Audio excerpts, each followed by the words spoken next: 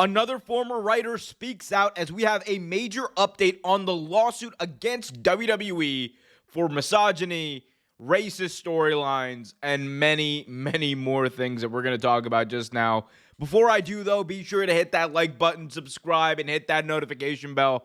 I'm Omer Q. Let's get right into it. So, earlier this past week, we had the news break that a former WWE writer was suing the company, launching this lawsuit against the company for, among many things, racist storylines, misogyny, and overall a terrible company culture. That's really what I believe is at the root of this. And coming out of that, we've seen some things released in Discovery, some storyline pitches that can only be described as absolutely racist. And recently, another writer, Dave Schilling, joined the In the Weeds podcast with Jeremy Lambert and Joel Pearl and said the following, quote, about his time in WWE, quote, "My thoughts were probably similar to a lot of people who were people of color who work for WWE, which is not terribly surprising that someone would be upset about the things they experience at the company. It's not the best place to work if you're a person of color, you're a woman, you're an LGBTQ person." Went on to say, "It's all about what Vince likes. A lot of these broad caricatures are things Vince likes. I can't speak to what it was like after I left, but I'm sure he thought that the Apollo Crews doing an accent was going to get over. You look at the history of WWE, there are tons of examples of stereotypical characters. This is not a new thing or a new phenomenon." Yep. I could not have said it better myself.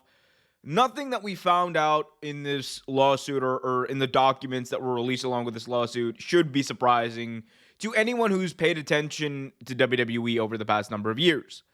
This is a same company that had an Italian American pose as a Muslim and then turned that Muslim into a terrorist in Muhammad Hassan. It's the same company that referred to Sabu, a person who is from Dearborn, Michigan, referred to Sabu as a terrorist. The same company where this man right here, Vince McMahon, who's on the screen, said the N-word and called John Cena the N-word in front of Booker T. Nothing about this should be surprising. And for those of you who want to say, hey, well, when you're pitching storylines, sometimes things come out and, you need to get the creative juices flowing. And while I'm not, against throwing creative and out there storylines, and when you're pitching and you're brainstorming, that's fine. When those storylines happen to be like, hey, and this is actually true. Like one of the things that I have not talked about on this channel yet, which I wanted to try to avoid, but it just seems like I can't avoid with all the updates on this lawsuit. One of the most recent pitches that we heard of through this lawsuit was that Mansoor, who is a Muslim wrestler, Mansoor was pitched at one point to have been behind the 9/11 attacks. That was the pitch that was thrown around in a brainstorm. I don't care what the brainstorm is. I don't care what the excuse is. There ain't no room for that. Nah. Mind you, Mansoor was like 5 when that happened. So the idea of a 5-year-old being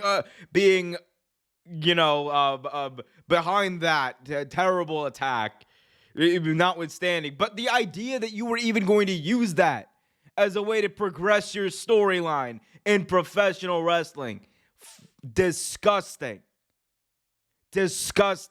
And it shouldn't surprise anyone, because it's the same company that when y'all remember when the Persian Gulf, when the Gulf War was happening in the 1990s, the early 1990s, they turned Sergeant Slaughter into an Iraqi sympathizer so that Hulk Hogan could vanquish, the people of Iraq, which people, governments, two totally different things. WWE, they can't tell the difference. Neither can Vince McMahon, neither can most of the people in that situation. As far as this lawsuit goes, and the update on this lawsuit, it looks like, from what we've heard, the lawsuit's gonna move forward, but I don't see it going anywhere substantial. It's not going to lead, in my opinion, to Vince McMahon being relieved of his duties. It's not going to lead to Bruce Pritchard and a lot of the old guard that probably should go, that were around when a lot of these ideas were thrown around. It's not going to lead to them being gone, which is what needs to happen. And it's not because, oh my God, woke media pushing people out, blah, blah, blah. No, you little snowflake. It's got nothing to do with that. What it's got to do with is ideas that are hateful inherently. It's hateful. It's hateful, disgusting, dumb that a company in 2022, 2023, whenever this was pitched, is trying to pitch someone as literally a terrorist. This is supposed to be the beacon of professional wrestling, the flagship company. And there's so many people who are like, oh, I support WWE no matter what. Really? Support after everything we know. This is why my golden rule, guys. My golden rule. Don't support companies, support the wrestling and the wrestlers that you like. If your favorite wrestler is wrestling on a card, that should be why you're going to that event. Or if you have wrestlers that you like that are going to be at an event, that should be your driven goal to talk about it. It shouldn't be about WWE, I love AEW, I love GCW. No. At the end of the day, a lot of the people making decisions for these bigger companies, they don't really care. They don't really care. That's why you have to support the wrestlers, not the companies. And I understand, that doesn't mean, if your favorite wrestler is Mustafa Ali, you don't go and support him or whatever and go to a WWE show. No.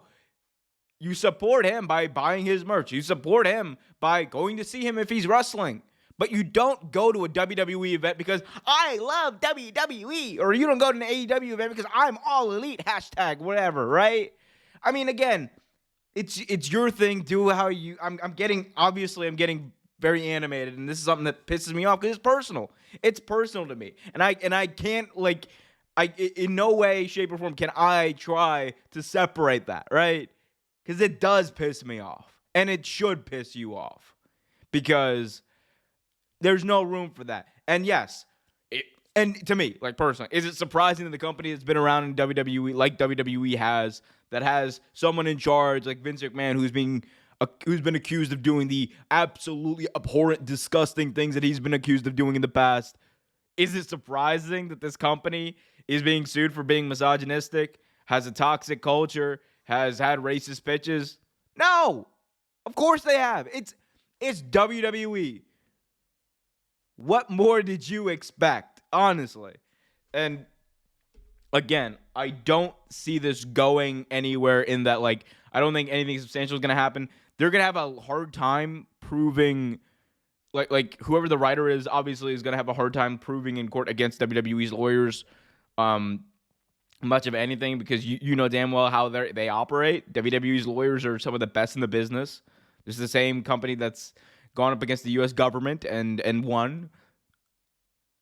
That doesn't mean they don't have a chance, but when you're talking about employment law and on those types of things, it's difficult. When you don't have the smoking gun, it's difficult. And granted, the excerpts that we got from what allegedly happened in that brainstorm are bad, and there are a few other things, it was referenced earlier that one of the pitches was to have Apollo Crews do a Nigerian accent, and which he obviously doesn't do naturally.